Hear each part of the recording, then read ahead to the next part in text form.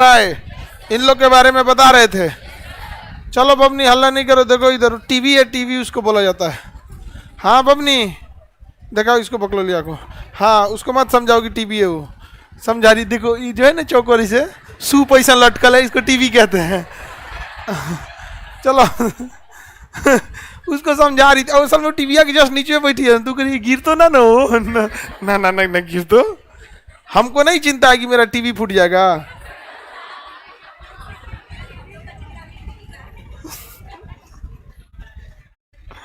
आगे बढ़े। पहला भारत का तो सबसे पहले गवर्नर आएगा ही नहीं। सबसे पहले कहाँ का आएगा? बंगाल। तो बंगाल का पहला गवर्नर, अब धीरे धीरे वहां गवर्नर आते रहेंगे, बंगाल बड़ा होते रहेगा। एक समय आएगा चेंज करना होगा, तो वहां पे बंगाल का अंतिम गवर्नर वॉरेन हेस्टिंग, और बंगाल का पहला गवर्नर जनरल वॉरेन हेस्टिंग। अब बंगाल से ही मद्रास और बंबई कंट्रोल होने लगेगा। धीरे धीरे एरिया और बड़ा होते रहेगा, फिर व्यवस्था में चेंज आएगी। तो बंगाल का अंतिम गवर्नर जनरल विलियम बेंटिक, और विलियम बेंटिक को जिम्मेदारी देगी पूरी भारत की। तो भारत का पहला गवर्नर जनरल विलियम। अब व्यवस्थाएं चलती रहेंगी जब तक कोई चेंजिंग ना हो। इसी में कांड हो जाता है 1857 की क्रांति, और 1857 की क्रांति होती है लॉर्ड कैनिंग के समय। अतः भारत का अंतिम गवर्नर जनरल लॉर्ड कैनिंग, और उसके समय हो जाता है चमचा।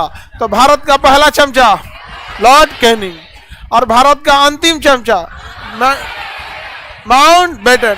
चमचा को ही क्या कहते हैं? वायसराय। आज भारत में बैंड पार्टी वालों का ड्रेस कौन सा है? वायसराय। गलती ये हो गया कि ट्रेन में जो मांगते हैं लोग ना, इन लोग का विक्टोरिया का होना चाहिए। महारानी विक्टोरिया का जो ड्रेस है ना, वही ड्रेस होना चाहिए जो मांगने ट्रेनों में नहीं देखते हैं, मांगने आते हैं लोग ट्रांसजेंडर, उन लोग का ड्रेस एग्जैक्ट वही होना चाहिए जो इंग्लैंड की महारानी का है। हाँ, ताज भी होना चाहिए उन पे। जो ग्रुप लीडर है उस पर क्या होना चाहिए? ताज होना चाहिए। तब ना होते इसको, इसी को बोला जाता है जूता भिगा के मारना। नहीं समझे? तो हम लोग में थोड़ा थोड़ा ये सब, वो हम लोग को ऐसे ही ना भिगा के मारे हैं। हम लोग भगवान को राम बोलते थे तो अपने गवर्नर जनरल को लॉर्ड बोलने लगा। लॉर्ड बोला तो आपको अभी आप लोग को नहीं ना बुझा रहा था? आप लोग को ये तो श्रीलंका कोटा है ना, ये थोड़ा सा जो द्वीप बना हुआ है ना, ये द्वीप, ये क्या है? श्रीलंका। और पीछे अंटार्कटिका वाले हैं, और ये हमारा अफ्रीका महाद्वीप। अफ्रीका महाद्वीप। चलिए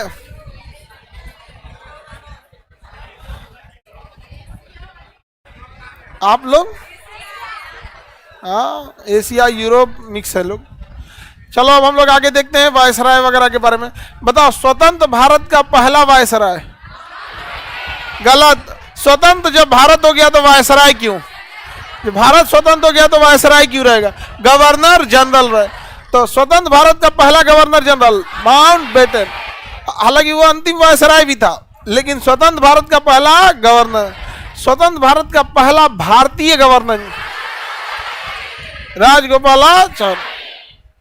समझ में आ गया? अंतरिम सरकार वगैरह बता दिए थे। इसी पे बात चलती है ना कि सरदार पटेल होने चाहिए थे अंतरिम सरकार में। कौन? प्रधानमंत्री। अरे भैया, सरदार पटेल रहते या नेहरू रहते, दोनों में कोई सेना को आदेश नहीं दे सकते थे जम्मू कश्मीर पे अटैक करने के लिए, क्योंकि उस समय सेनापति जनरल बूचर था, और जवाहरलाल नेहरू ने जनरल बूचर को आदेश दिया था हमला करने के लिए, उसने हमला नहीं किया था। यही कारण था, प्लान तरीके से माउंट बेटन को भेजा ही गया कि भारत पाकिस्तान का विभाजन कर देते हैं। और माउंट बेटन को पता था कि कोनो ना कोई हमरी टाइप का होगा, कहा कि तुम विभाजन करके जाओ, हम समेट लेंगे वापस। उसने कहा कि आगे हम सेनापति देवे नहीं करेंगे, ना पाकिस्तान के पास उसका सेनापति, ना इंडिया के पास उसका सेनापति। अब प्रधानमंत्री विदाउट सेनापति क्या कर सकता है? नहीं कर सकते हैं यहाँ पे। तो अंग्रेजों की सोच देखते हैं कितना दूर तक था। विभाजन कर दिया, जहर बो दिया, एंटीबायोटिक लेके चल गया। सेना एंटीबायोटिक है ना जी, जहां कुछ कीजिएगा तो एंटीबायोटिक दिया जाता है थोड़ा थोड़ा यहाँ पे। तो एंटीबायोटिक, तो अंग्रेज सब बड़े दूर तक सोचे थे सब यहाँ पे। और जब देखा कि पूरा आग लग चुका है, अच्छा से इंडिया पाकिस्तान के बाद जहर घुल चुका है, तब अपने सेनापति को वापस बुला लिया। अब जब दरारें खाई बन चुकी है, उसको भरना बड़ा मुश्किल है। और हमारे यहाँ जब कोई मुद्दा राजनीतिकरण ले लेता है तो बहुत दिक्कत है। भारत में तो अभी बहुत गनीमत है कि लोग महंगाई, शिक्षा, रोजगार की भी बात कर रहे होते हैं, बट अगर उल्टा अगर आप देखिएगा पाकिस्तान में, तो वहाँ ये सब चीज़ की बात ही नहीं हो रही है। हम चांद पे चले गए, उनको कश्मीर घुसना है। अरे भाई, कश्मीर के लोगों के लिए मतलब उनकी जान तो बख्श दो। कश्मीर के लोगों की इससे बड़ी बदनसीबी नहीं होगी जब वो पाकिस्तान के हिस्सा कहलाएंगे। देखिए, यह तो संभव ही नहीं कि वो पाकिस्तान हमसे कश्मीर ले सके, असंभव है। अगर तुम ले सकते हो तो हम पूरा पाकिस्तान ले लेंगे, चलो समझौता कर लेते हैं। तुम कश्मीर लो, हम पूरा वो ले लेते हैं, हम तैयार हैं लोग। क्या मित्रों, आप तैयार हैं कि नहीं? लेकिन क्या बदनसीबी होगी किसकी? पाकिस्तान की। आटा के लिए लाइन में लगो, उल्टा सीधा होगा वहां पर। अब हर चीज की ना लाइफ खराब हो जाएगी वहां पे किसी के। अभी भारत में देखिए यूनिफॉर्म सिविल कोड है, और लगभग धीरे धीरे इंट्रोड्यूस हो ही रहा है यहाँ पे। तो बहुत सारी समस्याएं आ जाएंगी यहाँ पे। जिसको मन चार को ब्याह कर लेगा। लड़की लोग की लाइफ खराब ना हो जाती है, तुम लोग कर काय लेती है। लोग घर वाला दबाव बनाने लगता है, इसका मतलब ही कौन जी चार को ब्याह कर देगा। आप लोग की कमी नहीं है, स्टिक हो जाइए यहाँ पे। अरे भाई, जिंदगी जीने के लिए जानवर भी जी लेता है, तो इसका मतलब क्या आप लोग को कोई जानवर बना देगा? एकदम स्टिक हो जाइए कि होकर पहले से बिया होलम ना कर तू। और जबरदस्ती कोई घींच के थोड़े ना घर में से लेके मंडप में बैठा देगा, चलो यहाँ बैठा दे तो मार दो के भाग बुढ़वा।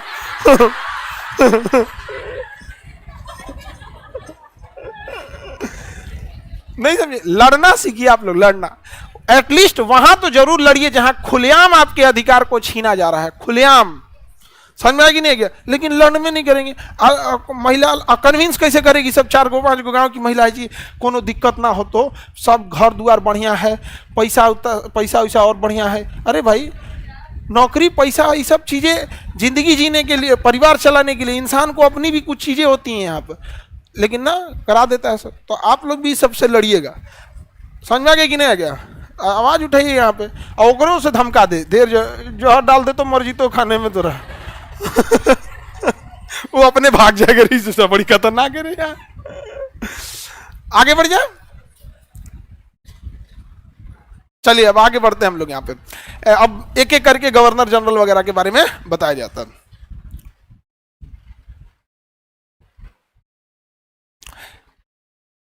4-5 देखो, ये जो 3-4 बिया करने वाला चीज है, ये व्यक्ति के अपने व्यक्तिगत उस पर डिपेंड करता है कि उसकी व्यक्तिगत सोच कैसी है। यहाँ पर आगे बढ़ते हैं हम लोग। गवर्नर जनरल यहाँ किसे देखते हैं? वायसराय का। रॉबर्ट क्लाइव भारत का पहला वायसराय। अरे गवर्नर जनरल था जी, बंगाल का गवर्नर था। भारत का पहला बंगाल का पहला गवर्नर, बंगाल का पहला गवर्नर रॉबर्ट क्लाइव ने बंगाल में क्या लागू किया? द्वैत शासन। बंगाल में क्या लागू कर दिया? द्वैत शासन। क्या लागू किया? द्वैत शासन। इसने कंपनी के कर्मचारियों द्वारा उपहार लेने पर क्या कर दिया? रोक लगा। करप्शन यहीं से चालू हो जाता था। कंपनी वाले क्या करते थे? किसी को सताने लगते थे, कंपनी कानून बनाया कुछ और उपहार ले लेते थे, सब गिफ्ट लेके छोड़ दीजिए। रिश्वत क्या है? एक प्रकार का गिफ्ट ही तो है। देखिए ना, मिठाई खाइएगा। अरे सच बात नहीं, मिठाई खाइएगा मतलब कौन सी मिठाई है कि आदमी 10-20 हज़ार रुपया दे देगा कि आपको मिठाई खाइएगा? ये नहीं समझे? तो उपहार लेने पे रॉबर्ट क्लाइव ने क्या किया? रोक लगा दिया। रॉबर्ट क्लाइव ने किस पे रोक लगा दिया? हाँ, उपहार लेने पे। भविष्य का अग्रदूत अब भारत का अग्रदूत राजा राम मोहन राय। आधुनिक भारत का निर्माता Lord Dalhousie. Lord Dalhousie, Lord Dalhousie. आगे बढ़े तो बताइए ध्यान से, कंपनी कर्मचारियों पे उपहार पे रोक लगाया बंगाल का पहला गवर्नर। अब देखते हैं हम लोग किसको? Warren Hastings. Warren Hastings Bengal का अंतिम गवर्नर, वॉरेन हेस्टिंग्स। बंगाल का पहला governor general, Warren Hastings. Bengal का अंतिम गवर्नर, वॉरेन। बंगाल का पहला गवर्नर जनरल, वॉरेन हेस्टिंग्स। समझ में आ जाएगा कि नहीं? किसी को कोई दिक्कत? वॉरेन हेस्टिंग्स बहुत ही योग्य व्यक्ति था। इसके समय कुछ चीजों में सुधार हुए थे, उसको समझते हैं। 1773 का रेगुलेटिंग एक्ट इसी के समय आया था, जिसके तहत बंगाल को सुपर पावर बनाया गया और मद्रास और बंबई को बंगाल के अधीन किया गया। इसी वजह से तो बंगाल के गवर्नर को बंगाल का गवर्नर जनरल बनाया गया था। 1773 का रेगुलेटिंग एक्ट वगैरह जो था यहाँ पे इसके समय पारित हो गया था। इसको 2 बार कार्यकाल के लिए बुलाया गया था। कितनी बार? 2 बार। ये बहुत जानकार था, उर्दू और फारसी का अच्छा जानकार था। बंगाल में रहते रहते बंगाली भी सीख गया था। कौन? Warren Hastings. Warren Hastings. Regulating act किसके समय आया?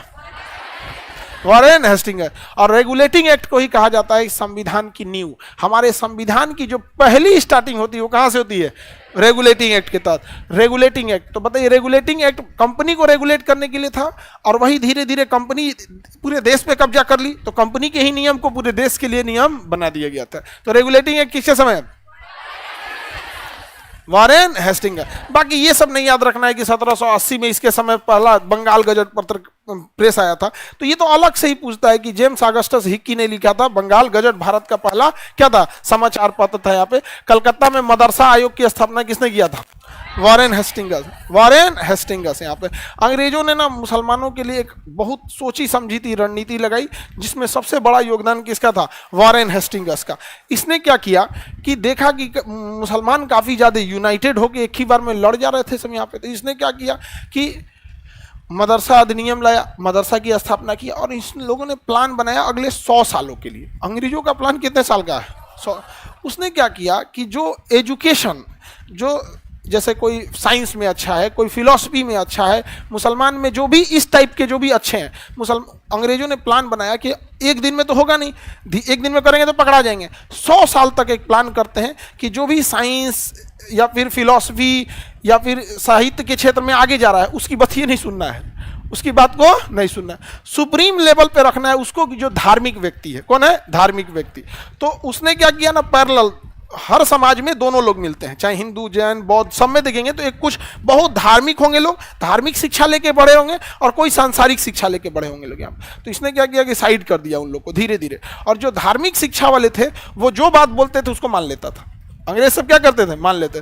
धीरे धीरे क्या हुआ 10-20 सालों में कि जो भी लोग थे उनका लीडर कौन हो गए? धार्मिक व्यक्ति। और लोगों ने लीडरशिप को एक्सेप्ट भी कर लिया, क्योंकि उस समय तो गलत था ही नहीं, वो जो बात बोलते थे अंग्रेज क्या कर लेते थे? मान लेते थे। धीरे धीरे धीरे धीरे एक लंबे समय तक ये होने लगा कि मुसलमानों में जो लीडर आने लगे, मुसलमानों में, वो साहित्य, विज्ञान, समाज सुधार इस सब से पीछे छूट गए, क्योंकि वो चिल्लाते रह गए, उनका बतिये नहीं सुनते थे सब। लेकिन जो धार्मिक व्यक्ति आता था उसकी बात सुन लेते थे। तो मुसलमानों में धीरे धीरे लीडर जो था, सामाजिक, साहित्य, फिलैंथ्रोपिस्ट, इकोनॉमिक्स, एंटरप्रेन्योर, बिजनेसमैन, इन सब से आना ही बंद हो गए कि भाई तुम्हारा कोई सुनवे नहीं करता। और किधर से आने लगे? धार्मिक। जब 50 सालों में ये सिस्टम हो गया कि सारे लोग किससे आ रहे हैं? धार्मिक से, तब अंग्रेजों ने अपना स्टेप 2 चला कि धार्मिक शिक्षा को कमजोर कर दो, कि भैया लीडर तो आने का एक रास्ता किया, अभी रास्ते चौपट कर दो। तो धार्मिक शिक्षा को इन लोगों ने चौपट करना चालू किया। किसी शिक्षा को चौपट करना है ना, तो उस शिक्षा के माध्यम से रोजगार को खत्म कर दीजिए। जैसे अभी आप अगर साइंस लेते हैं तो आपके पास 75 गो ऑप्शन है, इंजीनियर बन सकते हैं, कुछ भी बन सकते हैं, सबसे ज्यादा रास्ते उसी से हैं। साइंस ले ले, मैथ ले ले, तो यहाँ पे। लेकिन अगर आप संस्कृत अभी भी लीजिएगा तो बहुत लिमिटेड रास्ते आपके पास बच जाते हैं। ऐसा नहीं है कि रास्ते बंद है, बट कंपेरेटिवली साइंस के आपके क्या हो जाते हैं? रास्ते थोड़े क्या हो जाते हैं? लिमिटेड हो जाते हैं कि नहीं हो जाते हैं? अब ऐसा मतलब आप संस्कृत को लेके गांठ बन रहे हो, सर जी संस्कृत को, मतलब आप आंख कान खोल के देख लीजिए कितना ज्यादा वैकेंसी रहती है। तो अंग्रेजों ने भी यही किया कि तो मुसलमानों का लीडर उधर से समाज से काट दिया यहाँ पर, और जब यहाँ आए तो कहा कि अच्छा चलो ये धार्मिक हैं, इनको ना एक काम करते हैं, अब इनका स्टेप 2 में इनका इलाज करते हैं, इससे जो पढ़ के आएंगे उनको नौकरी में प्रेफरेंस नहीं देना है। तो धीरे धीरे क्या होगा कि जो समाज में बदलाव लाने वाले थे, जो दर्शन शास्त्र के थे, जो समाज सुधारक थे, वो अपने बच्चे को जो पहले इधर भेज रहे थे कि एटलीस्ट जाके लीडर तो बन जाएगा, अब इधर भेज रहे थे कि भाई लीडर तो बनेगा, फाइनेंशियली कमजोर हो जाएगा। क्या हो जाएगा? फाइनेंशियली कमजोर। तो आज के समय में देखिएगा मदरसा अधिनियम को, कुछ मदरसे हैं जो अपने आप को फाइनेंशियली मजबूत रखें, बट बहुत सारे ऐसे जगह हैं जहां पे लोग बहुत मतलब एकदम वो क्लास के बच्चे अब वहां जा रहे हैं ना कि जो डॉक्टर इंजीनियर बनने में असमर्थ हैं। हम अगर ये बात बोलते भी हैं तो हम भैया ये वॉरेन हेस्टिंग्स के 100 साल का प्लान बता रहे हैं, तो उनको लगता है कि भैया हम अपना बात बता रहे हैं। ना भैया, ये हकीकत है। आज भी आप में बहुत सारे मुस्लिम लोग हैं, बहुत होंगे इसमें, संख्या में भाई कितने लोग हैं भाई, अब हमको कोई आइडेंटिफाई के लिए नहीं कह रहे हैं, लेकिन आप खुद से सोच के देखिएगा। देखो इसमें तो कौन का हिचकिचाता है, इतनी सातवा है तुम्हारा। तो आप लोग अगर गौर कीजिएगा तो इस चीज को ध्यान से पाइएगा कि आजकल सरकारी स्कूल में या फिर मदरसों में, ये दोनों के कंपैरिजन बता रहे हैं, सरकारी स्कूल में या मदरसे में लोग शौक से बच्चे को अब आज के टाइम पे बहुत कम भेज रहे हैं, बल्कि मजबूरी बस भेज रहे हैं कि वो डॉक्टर इंजीनियर है, बड़े स्कूल कॉलेज ऑक्सफोर्ड में या फिर जेएनयू जैसे, इलाहाबाद यूनिवर्सिटी जैसे में अगर अफोर्ड नहीं कर पा रहे या नहीं तो कहाँ भेज दो भैया, सरकारी स्कूल में। या फिर आज भी देखिएगा मदरसा एजुकेशन में, अच्छा एक और चीज़ समझिए, मदरसे के एजुकेशन उतना भी नहीं गया है जितना सरकारी स्कूल का गिर गया है। यह हकीकत है, सरकारी स्कूल पे सरकार पैसे लाखों करोड़ों खर्च करती है। बिहार सरकार तो 45,000 करोड़ खर्चा करती है सरकारी विद्यालयों पे। मदरसा में तो उतना एजुकेशन भी नहीं, लेकिन फिर भी वो सरकारी स्कूल से ज्यादा चौपट नहीं है जितना कौन स्कूल चौपट है, सरकारी स्कूल है। इसलिए दोनों से आज देखिएगा सक्सेस रेशियो घटते जा रहा है। पहले एक समय था कि मदरसा एजुकेशन लेके बड़े बड़े निकले हैं, सैयद अहमद खान जैसे लोग, जो उन्होंने बहुत समाज में बदलाव लाया था। आज वो संख्या धीरे धीरे घट गई है। एक समय था जब सरकारी स्कूल से एक साइंटिस्ट निकला करते थे यहाँ पर, आज वो संख्या ही खत्म हो गई। भीमराव अंबेडकर साहब कौन सा प्राइवेट स्कूल से पढ़े थे, संविधान बना दिया दुनिया के सबसे बड़े लोकतंत्र का कि जब तक दुनिया रहेगी अंबेडकर साहब की लोग पूजा करते रहेंगे यहाँ पे। तो सरकारी स्कूल में आज उस गलतफहमी में रहेंगे ना, आपकी सरकारी स्कूल में कुछ बढ़िया कर लेंगे तो हो सके तो आप सरकारी स्कूल से चले के बाद बहुत ज्यादा आपको स्कोप नहीं बचा है, धीरे धीरे उसका पतन हो रहा है। हम लोग भी अपने टाइम पे सरकारी स्कूल में पढ़े थे, 30 रुपया 40 रुपया फीस होता था। इंटर में हम लोग के फीस था 30 रुपया शायद, अब इतना तो ध्यान नहीं रहता है, कितना साल हो गया इंटर के लिए। 300 मतलब 2 बार फीस जमा होता था, एक बार 400 रुपया करके फर्स्ट ईयर में, एक बार ऐसे करके, और छात्रवृत्ति आता था, स्कॉलरशिप। वो किसको आएगा किसको नहीं आएगा इसका कोई नियम कानून नहीं, जिसका मन आ गया किसी का मन नहीं आया वहाँ पे। तो उस समय आज भी हम लोग उस स्कूल कॉलेज में जाके देखते हैं ना, तो अब उतना लेवल का सिंसियरिटी नहीं रही है। हम लोग के टाइम पे जो टीचर थे उस टाइम पे भी ऐसा नहीं है कि हम लोग बहुत बड़का मोहनजोदड़ो के सभ्यता के हैं लेकिन अच्छे थे, एकदम बढ़िया से समझा भी देते थे। गणित के टीचर लोग रहेंगे, आज नहीं समझ में आए भोजपुरी में समझा देते थे जितना अच्छा आजकल अंग्रेजी है हिंदी में नहीं कोई समझा पाता है। देखो लोग हैंगे मतलब भोजपुरी में हम लोग को पढ़ा दिए लोग यहाँ पर साइकिल से टीचर आते थे सरकारी स्कूल में। टीचर किससे आते? साइकिल से। एगो काला रंग का बैग होता था, 3 गो चैन रहता था उसमें, एगो में टिफिन उफिन रहता, यहाँ दाब लेते थे। एगो छाता बकुली वाला हैंगा लेके चलते हैं। बबुआ सुनिए तनी हो जाए, स्टूल लगा दिया खाना खाए के बाद, ओके बाद हम तारा क्लास लेम चलो। तो आदमी स्टूल लगा देता था टीचर लोग का, खाना वाना खा लेते थे फिर आके क्लास लेते। आज के टाइम पे इतनी सुविधाएं बढ़ गई हैं, लेकिन एजुकेशन पता नहीं कहाँ जा रहा है। तो अंग्रेजों का प्लान देख रहे हैं कितने साल का है? 100 साल का। आज आप देखिए हजारों की संख्या में देश में आईएएस आईपीएस बड़े बड़े मुस्लिम एंटरप्रेन्योर होंगे बड़े बड़े, लेकिन उसमें से लीडर बन के जो आएगा ना, आप देखिएगा वो धार्मिक ही रहेगा। बोलिए किस बाबा की? हेस्टिंगस बाबा की जय बोलिए। यहाँ नाच दिया, यहाँ पर नाच दिया। पहला स्टेप में क्या किया कि जो भी लोग ये साइंस मैथ फिलैंथ्रोपी उनको साइड किया, धार्मिक लोगों को लाया, अगला 50 साल में इनको साइड किया। 50 साल बाद एजुकेशन ने क्या कर दिया? खत्म कर दिया। पहले अंग्रेज ना मदरसा अधिनियम जब लाते थे तो मदरसे में प्रोफेसर को सैलरी देते थे, जो वहां पे टीचर होते थे उन्हें सैलरी देते थे, और साथ ही साथ क्या करते थे, मतलब हर तरह की सुविधाएं रहते थे। उन्होंने कहा कि बाबू 50 साल में तो हम पहले उधर से काटेंगे, अगले 50 साल में इनकी सुविधाएं खत्म करेंगे। धीरे धीरे धीरे धीरे धीरे धीरे सारी सुविधाएं क्या कर दिया? खत्म हो गया। अब जब गवर्नमेंट से फाइनेंस नहीं मिलेगा, अब कोई भी टीचर है अगर उसको, अगर मान के चलिए आप कोई टीचर है उसको कहिएगा कि ना भैया तुम 4,000 5,000 लो महीना इसी में पढ़ाओ, तो क्या पढ़ाएगा? ऑक्सफोर्ड यूनिवर्सिटी में टीचर देखिए भारत के राष्ट्रपति से ज्यादा सैलरी है उन का। तो ऑक्सफोर्ड की पढ़ाई भी तो होती है। ऑक्सफोर्ड यूनिवर्सिटी एस्ट्राजेनिका और ऑक्सफोर्ड मिलकर कोरोना का वैक्सीन बना दिया, जिसमें अभी उसने एक्सेप्ट भी किया है कि 4 हफ्तों में उसके कुछ सिम्टम्स दिखते थे। तो जो मेन सिम्टम्स थे वो इंजेक्शन लेने के 40 दिन के अंदर ही दिखते थे। आप लोग इतना बड़ा सरदर्द लेके मत बैठिएगा, समझ में आ गया? और रही बात ये हार्ट अटैक और ये सब चीज़ें को जैसे बढ़ रहे हैं, तो इसका एक और भी रीजन हो सकता है। हमारे बीच में हमें लगता है कि कोरोना चला गया है, लेकिन कोरोना ऐसा कोई फिल्म है क्या कि 3 घंटा बाद खत्म हो जाएगा? नहीं है। तो कोरोना का कुछ स्ट्रेन बचे हुए हैं अभी भी, जिनके लक्षण ज्यादा नहीं है, बट उस ससुरे अभी भी हैं हम लोग के अगल बगल में। सुन रहा होगा कोरोना, देखो ही मास्टर को, हमरों को ना छोड़ा है।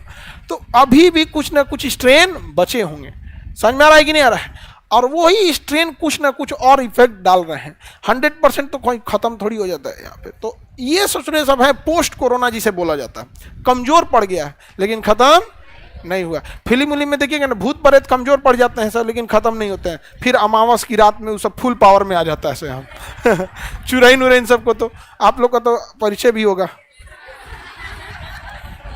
है किसी के? उसको आगे मत बैठाओ, करी उसका परिचय है किसी की। तुम लोग हमारी सुरक्षा का ध्यान ही नहीं रखता है। हाँ, नेवला छोड़ दे, करिए कि हमारा 2-4 को चुराइन से परिचय है पैर देखे इसका, नहीं ठीक है तो कहीं अगर इसका पैरवा उल्टा हो तो हम अबे भाग जी तो भागो यहां से। हाँ? आगे बढ़, यहाँ कुछ कुछ टांगने लायक हो है, नींबू मिर्चाई से पावरफुल है सभी सब। हाँ, तांत्रिक वाला, हाँ अमीशपुरी को बुलाया जाए मैं यहाँ पे को सिंहासन बना के तांत्रिक को मारे ही सीधा है आगे बढ़े बाबू, किसी को दिक्कत? तो वॉरेन हेस्टिंग का समझ में आ गया। मदरसा अधिनियम किसने लाया था? Warren Hastings. किसी को कोई प्रॉब्लम? न्यायिक सेवा, कौन सेवा? न्यायिक सेवा। जगह जगह डिस्ट्रिक्ट कोर्ट, दीवानी, टैक्स वाला। दीवानी का मतलब होता है जिसमें पैसे से रिलेटेड मामला हो, उसे क्या कहा जाता है? दीवानी।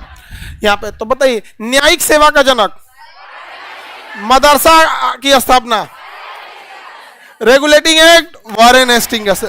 बंगाली, उर्दू, फारसी, इसका जानकार कौन था? इस जब ब्रिटेन गया था ना, तो इसके ऊपर महाभियोग प्रस्ताव पारित हो गया, लाया गया कि चोरी कर गया है, बहुत लुटेरा है यहाँ पे, लेकिन वो महाभियोग पारित नहीं हो पाया। महाभियोग पारित नहीं हो पाया था यहाँ पे, तो इसमें महाभियोग लाया गया था लेकिन महाभियोग पारित नहीं हो पाया था। इसके बाद एक कार्नवालिस, दोनों में अंतर समझिएगा।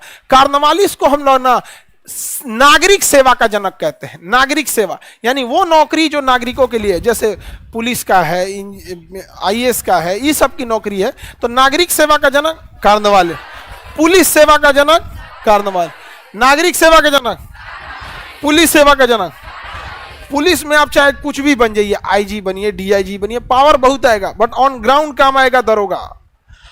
ऑन ग्राउंड कौन काम आएगा? दरोगा।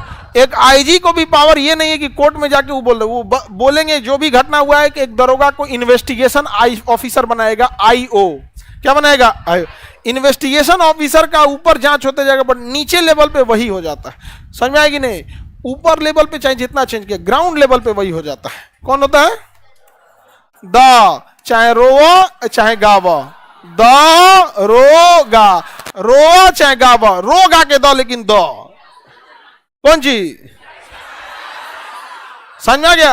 अपराध किया था, यह व्यक्ति अपराध किया था। क्या किया था? अपराध किया।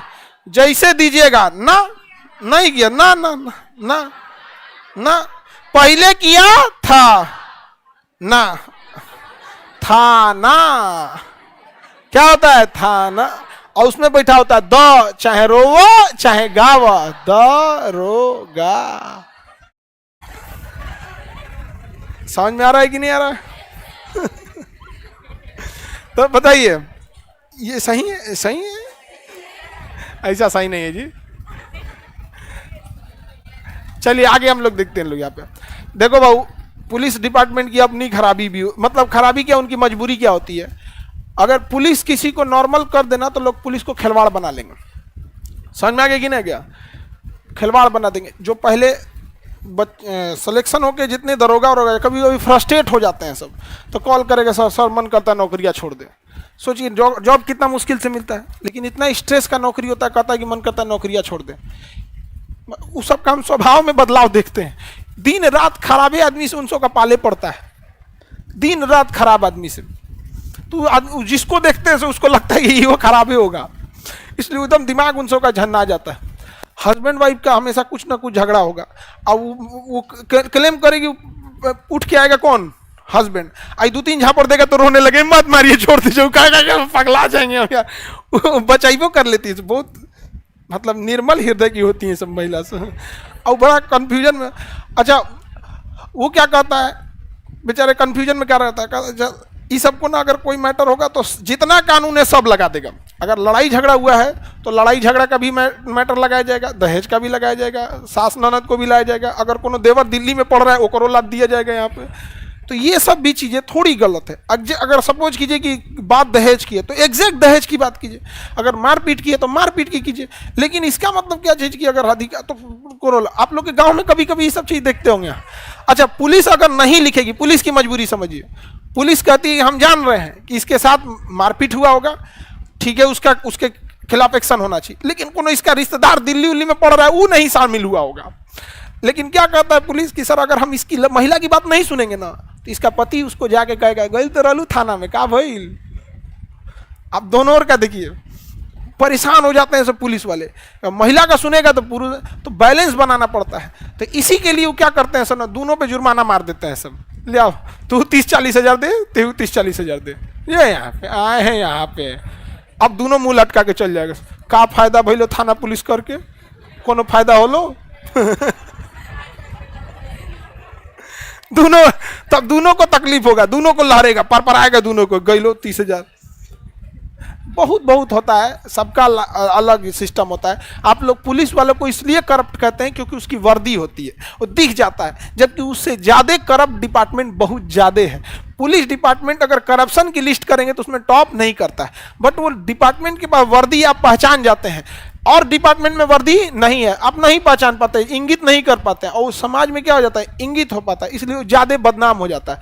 हर थाने को महीने में कम से कम 20-25 बार हाई कोर्ट जाना पड़ता है, किसी न किसी अपराधी का बेल होना हो या कुछ भी होगा तो उसके लिए सरकार उसको बहुत कुछ अलग से बजट नहीं देती है। ऊपर से एक नॉर्मल मैसेज आ जाता है मैनेज कर लीजिएगा, तो कहाँ से मैनेज करेगा, वो रोकेगा आप लोग को, लाइए इधर से उधर।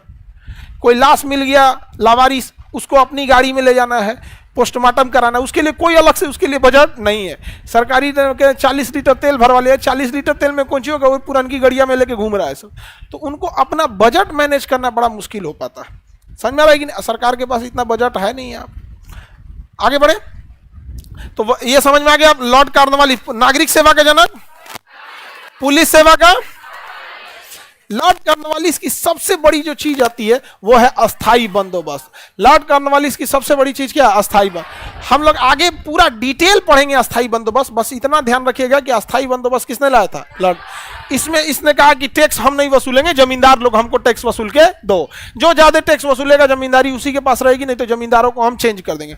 अब जमींदार सब एकदम जालिम बन गया सब, और अंग्रेज जो थे सब वो कहते हमको कोई मतलब नहीं है। तो कार्नवालिस ने अस्थाई बंदोबस्त लाया, और कार्नवालिस ने कहा कि टैक्स वसूल के कौन लाएगा, जमींदार लाएगा। टैक्स वसूल के कौन लाएगा, जमींदार। तो जमींदार कोड़ा लेके घूमता था, घोड़ा पे बैठता था कोड़ा लेके। कोई अगर खेत का आदमी टैक्स नहीं दिया रहता था ना, पड़ाक पड़ाक मारता था उसको कि कैसे टैक्स नहीं देगा यहाँ पे। और अगर टैक्स की कमी हुई तो टैक्स कलेक्ट करने के लिए आता था कलेक्टर। कौन आता था, कलेक्टर। टैक्स कलेक्ट करने कौन आता था, कलेक्टर। और कलेक्टर की सिक्योरिटी करने आता था दरोगा। कौन आता था, दरोगा। और कलेक्टर आता था और जमींदार को कहता था इधर आओ इडियट, टैक्स क्यों नहीं लाया यहाँ पे। तो गांव का आदमी तो अपने जमींदार से कांपा रहता था। अमीश पुरी जमींदार का रोल निभाता था फिल्म में, दिखेगा ना, अरे ठाकुर साहब ऐसे फिल्म में रोल निभाता था ना। अब बिहार की चूंकि जमीन सबसे ज्यादा उपजाऊ थी और यूपी की जमीन सबसे ज्यादा उपजाऊ, तो यहां पर किसान ज्यादा और उस समय खेती ही ज्यादा होती थी, तो यहां पर जमींदारों का अत्याचार सबसे ज्यादा देखने को मिला। और जमींदार अगर गलती करता था तो टैक्स कलेक्ट करने जो कलेक्टर आता था वो जमींदार को झाड़ देता था। तो बिहार और यूपी के लोगों को लगा ना कि कितना बड़ा पद है ये कलेक्टर का, बाप रे बाप, जो हम लोग को कोड़ा लेके मारता है, घोड़ा से दौड़ा के मारता है, उसको ये झाड़ दे रहा है, हमरो लड़का कलेक्टर बन। तो यूपी बिहार में देखिएगा ना, एक तो ट्रेंड है क्या चीज का, कलेक्टर बनने का। समझ में आया कि नहीं आ गया यहाँ पे। तो बिहार और यूपी में एक कलेक्टर होड़ लगा हुआ है कलेक्टर बनने का। अब एक समय था जब बहुत ज़्यादा सिलेक्शन भी हुआ करते थे, अब उसमें भी पीछे छूट गए हम लोग। साउथ इंडिया की लॉबी बहुत बढ़ते जा रही है सिलेक्शन में साउथ इंडिया से, और वो लोग ऐसे ढिंढोरा भी नहीं पीट रहे हैं। हम लोग पुराना हिस्ट्री लेके अभी तक बैठे कि सबसे ज़्यादा आईएएस आईपीएस हमारे यहाँ है। तो एक बात बताओ, अगर सबसे ज़्यादा आईएएस आईपीएस हमारे यहाँ है तो करप्शन बिना इनके इन्वॉल्व कभी हो ही नहीं सकता है, क्योंकि जो भी डिपार्टमेंट है वो किसी न किसी आईएएस और आईपीएस के ही अंडर में आता है, मेनली आईएएस के अंडर में। तो आप इनडायरेक्टली क्या कहना चाह रहे हैं कि सबसे ज़्यादा हाथ हम ही लोग का है करप्शन में? अगर सबसे ज़्यादा आईएएस आईपीएस हम लोग के हैं तो सबसे ज़्यादा, हालांकि पहले थे हम लोग के सबसे ज़्यादा। तो बताइए, अस्थाई बंदोबस्त, अस्थाई बंदोबस्त, नागरिक सेवा, पुलिस सेवा, कार्नवालिस ने लाया था पुलिस सेवा और नागरिक सेवा। दरोगा के पद कार्नवालिस ने लाया था। किसी को दिक्कत? आगे बढ़ जाएं।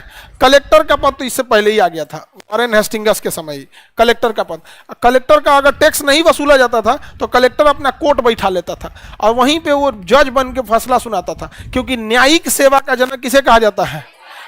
हाँ, तो इसने कलेक्टर को यह आदेश दिया कि अगर कोई टैक्स नहीं दे रहा है तो आप अपना कोर्ट बैठा लीजिए, कोर्ट में नहीं जा सकते। तो डिस्ट्रिक्ट मजिस्ट्रेट जो होता है डीएम, उसके पास दो जिला का सारा चीज तो उसी के पास है, लेकिन उसका अपना कोर्ट भी होता है, डिस्ट्रिक्ट कोर्ट नहीं जी, डिस्ट्रिक्ट कोर्ट जज के पास होता है, डीएम का कोर्ट होता है, समरणालय कहा जाता है।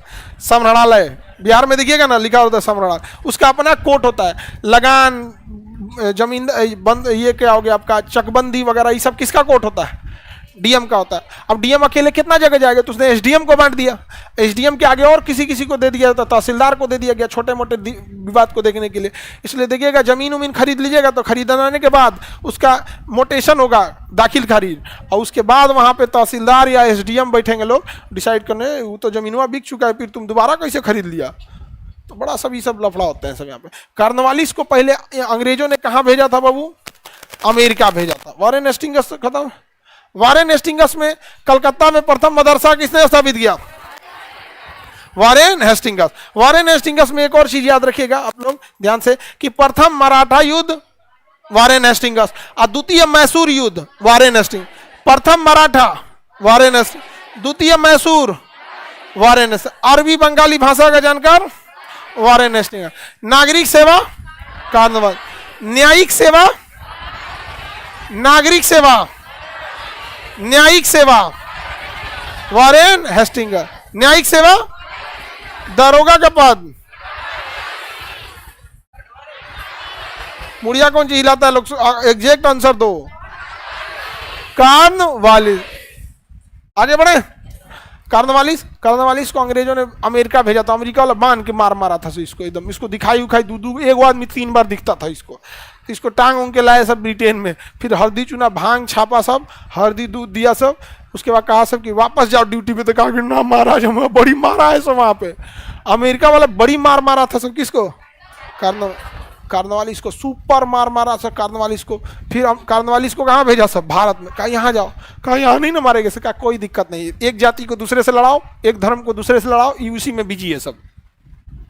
अंग्रेजों का काम हमारे नेता ने उठा लिया, बस बात वही है, नहीं समझ में आया? तो कार्नवालिस को कहाँ भेजा गया? भारत में। यहाँ आके इसने तो गर्दा मचाया था, सबसे कठोर कानून लाया था, अस्थाई बंदोबस्त। दरोगा का पद कौन लाया? और कार्नवालिस ने दरोगा को कहा कि जिसको मिले पहले हुमच के मारो, जिसको पहले मिले हुमच के मारो, उसके बाद पूछो क्या हुआ था। तो दरोगा का काम ये था, जिसको पकड़ता था मारता था इतना, उसके बाद पूछता क्या हुआ। कहा कि हम तो जा रहे थे न्योता में, एक जगह बियाह था। अच्छा जाओ, हमको लगा कि चोरी करके आया है। हुमच मारते थे सब, कंटिन्यूअस, ये 100 सालों तक मारा सब, कंटिन्यूअस मारा सब।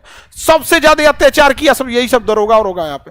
देश जब आजाद हो गया, लेकिन हमारे दादा परदादा के समय दरोगा का अत्याचार है, कोई ठीक नहीं। उस समय कोई अंग्रेजों के खिलाफ कुछ बोले होंगे लोग तो पिटबो किया होगा सब, तो हमारे दिमाग में वो डर बैठ गया है। आज देखिएगा किसी को कहिए पुलिस केस हो जीतो तो डर जाएगा।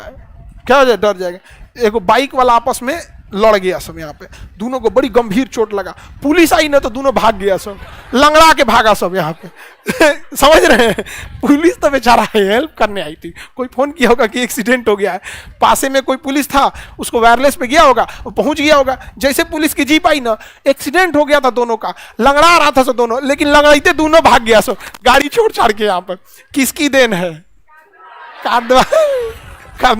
इसने वही चीज लाया। बाद में धीरे धीरे सुधार कीजिएगा, तो कैसे सुधार कीजिएगा? व्यवस्था बनते जाएगी बनते जाएगी, कोई भी चीज की व्यवस्था जब बन जाती है तो परंपरा बहुत धीरे धीरे खत्म होती है, अचानक से नहीं खत्म। अब तो बहुत डेवलप हो गया, आप दिल्ली में जाइएगा तो दिल्ली पुलिस में आपको ये सब चीजें देखने को नहीं मिलेगी, और दिल्ली पुलिस में देखने को नहीं मिलेगी, इसका एक और रीजन है, दिल्ली में सब एजुकेटेड है, नहीं समझ में आ गया, सब पढ़े लिखे ऐसे एक से एक पहुंच वाले हैं, ज्यादा उधर पुलिसगिरी दिखाइएगा तो आपसे ऊपर वाले में उसका संपर्क सस्पेंड करा देगा, एक ये भी रीजन है, समझ में आ गया। वही तनी गांव में उतर के देखिए, गांव का आदमी डरा जाता है, सीधे डरा जाएगा यहाँ पे, थाना पुलिस हो जी तो यहाँ पे, तो गांव में आज भी दहशत है, किसने फैलाया है?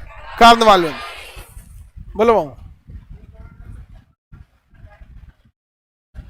बीच का गेम, छोटे मोटे गवर्नर आए रहेंगे तो सबको याद करके क्या कीजिएगा आप? सारे गवर्नर याद करके क्या कीजिएगा आप? गवर्नर छोड़िए ना, आज़ादी तो बहुत ज़्यादा दिन नहीं हुआ, 100 साल नहीं हुआ, सारे राष्ट्रपति आपको ध्यान है, काम करिएगा तो ध्यान रहेगा, लेकिन कोई राजेंद्र प्रसाद को भूल सकता है? APJ अब्दुल कलाम को? और चुपचाप बैठल रहिएगा, टुकुर टुकुर देखते रहिएगा, मुहर मारने के लिए, साइन करने के लिए, तो कौन याद रखेगा? कोई याद रखेगा? नहीं। आगे बढ़े, अस्थायी बंदोबस्त किसने लाया?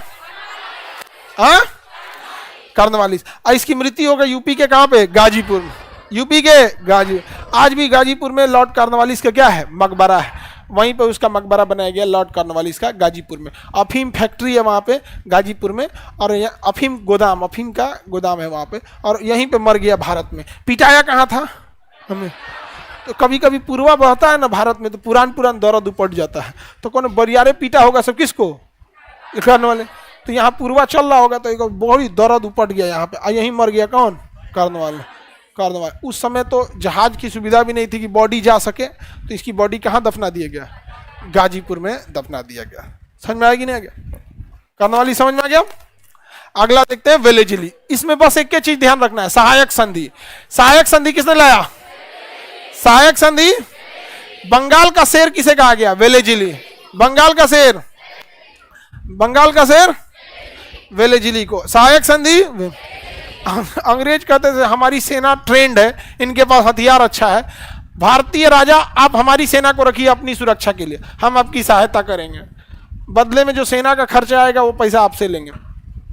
तो अपनी सेना भेजते थे सब वहां पे, कहते थे हम आपकी सहायता करेंगे, और वो सेना उनकी के सुरक्षा में लगल रहती थी। धीरे धीरे सेना अंदर सारे लोगों को मिला लेती थी। राजा उसके बाद कहते थे कि हमको आपकी सेना की जरूरत नहीं है, कहता था हमला कर दे रहे, सेना पहले से महल में है, हमला कर देगी। राजा अगर चुपचाप रहेंगे तो सैलरी बढ़ाएगी, कहेगी कि सेना का खर्चा ज़्यादा है, थोड़ा बढ़ा दीजिए। आज भी अमेरिका जापान के साथ यही करता है। जापान की सुरक्षा की जिम्मेदारी किसके पास है? अमेरिका का। और जितना खर्चा आता है लगभग 8 लाख करोड़, कितना? 8 लाख करोड़ वो जापान से लेता है। कौन? और जापान जहां तक मन करेंगे तो जापान अमेरिका घूम जाएगा, चाइना इधर निपटा देगा किसको? जापान को। मजबूरी में दे रहे हैं यहाँ पर, ये सब का नियम बदला नहीं है। तो सहायक संधि के जनक, सहायक संधि वेलेजिली, सहायक संधि वेलेजिली थे, सहायक संधि वेलेजिली। बंगाल का शेर,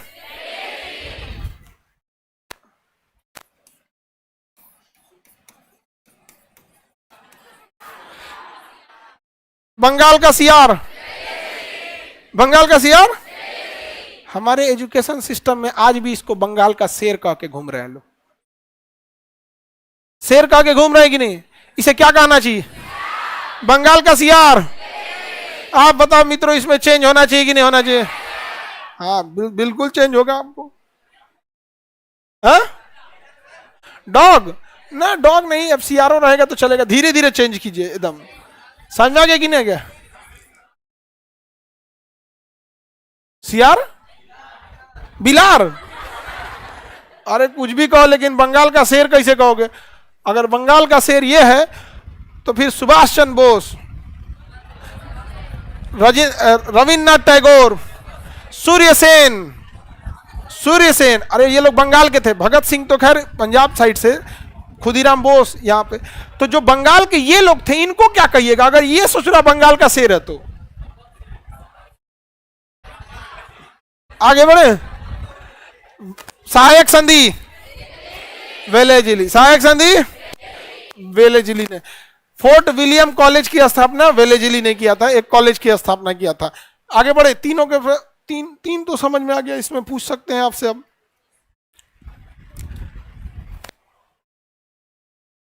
नागरिक सेवा का जनक, नागरिक सेवा का जनक, न्यायिक सेवा का जनक वॉरेन हेस्टिंग्स। सहायक संधि, बंगाल का शेर, क्लासवा में मत सूतो लोग, दो चार को क्लासवा में सूझ जाता है सब। हाँ पूछ रहे हैं बंगाल का शेर।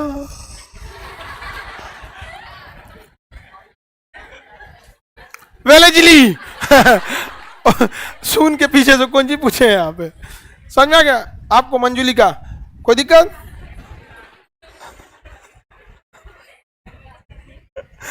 आगे बढ़ते हैं। न्यायिक सेवा, दरोगा,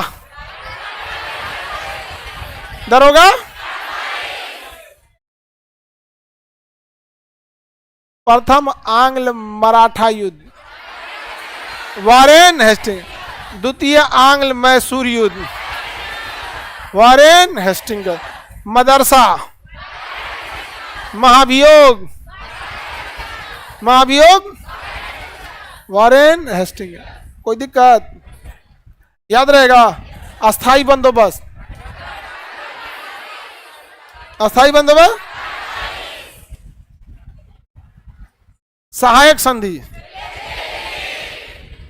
वेलेजिली। समझ में आ गया? अब ध्यान से देखिए, रॉबर्ट क्लाइव तक तो देख लिए, वॉरेन हेस्टिंग्स भी देख लिए, वेलेजिली सहायक संधि और बंगाल का सियार। लॉर्ड हेस्टिंग्स, नेपाल युद्ध हेस्टिंग्स। मराठों की अंतिम शक्ति पढ़ाए थे जिसे हम पिंडारी कहते हैं। तो नेपाल और नेपाल से युद्ध लॉर्ड हेस्टिंग्स, वॉरेन हेस्टिंग्स नहीं, लॉर्ड, नेपाल से युद्ध लॉर्ड हेस्टिंग्स। अब पिंडारियों का अंत लॉर्ड हेस्टिंग्स। पिंडारी किसके टुकड़ी थे? मराठों की, मराठों की छोटी टुकड़ी थी यहाँ पर। इसके बाद है एमहर्स्ट, ये म्यांमार बर्मा से युद्ध लड़ा था। विलियम बेंटिक समझते हैं आप लोग इसे? विलियम बेंटिक, सती प्रथा का अंत, William Bentinck, Metcalfe, Auckland, Ellenborough, Dalhousie. आप लोगों को डलहौजी तक देखना है, कैनिंग तक। कहां तक? कैनिंग तक। कल हम आपसे कैनिंग तक पूछेंगे, ठीक है? कहां तक? कैनिंग तक।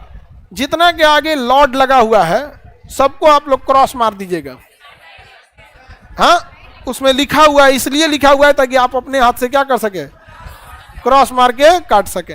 समझ में आ रहा है कि नहीं आ रहा है? किसी को दिक्कत?